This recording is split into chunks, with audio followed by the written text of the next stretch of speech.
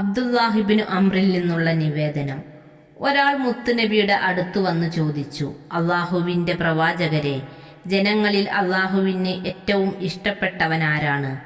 മുത്തുനബി പറഞ്ഞു, ജനങ്ങളിൽ അള്ളാഹുവിന് ഏറ്റവും ഇഷ്ടപ്പെട്ടവൻ ജനങ്ങൾക്ക് ഏറ്റവും ഉപകാരം ചെയ്യുന്നവനാണ്.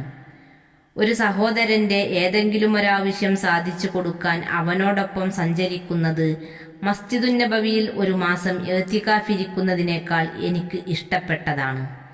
ഒരാൾ തന്റെ കോപത്തെ അടക്കി നിർത്തിയാൽ അള്ളാഹു അയാളുടെ ന്യൂനതകൾ മറച്ചുവെക്കും.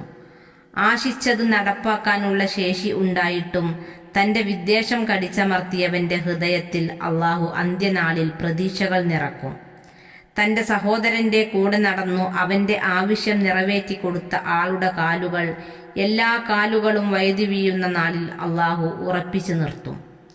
ഒരു മുസ്ലിമിന്റെ പ്രയാസം അകറ്റിയോ കടം വീട്ടിയോ വിശപ്പിന് ശമനം നൽകിയോ അവന് സന്തോഷം ലഭിക്കുന്ന പ്രവർത്തനങ്ങളിൽ ഏർപ്പെടലാണ് അള്ളാഹുവിന് ഏറ്റവും ഇഷ്ടമുള്ള പ്രവർത്തനം.